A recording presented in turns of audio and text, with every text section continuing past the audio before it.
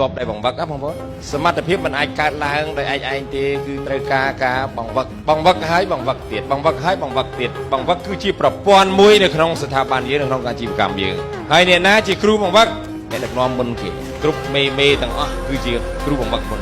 អ្នកដឹកនាំដែលបកកែគឺចេះបង្វឹក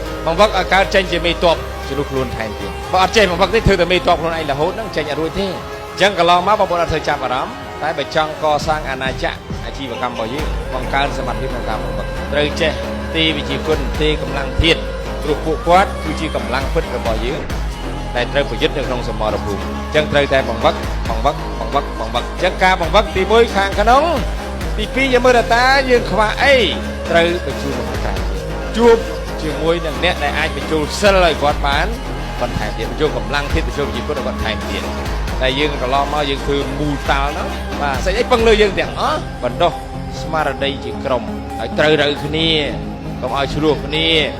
បង្កើតនៅកម្លាំងរួមហើយបណ្ដោះនៅទស្សនវិស័យរបស់គាត់ឆន្ទៈទៅមុខដើម្បីគាត់មានសង្ឃឹមបណ្ដោះសេចក្តីសង្ឃឹម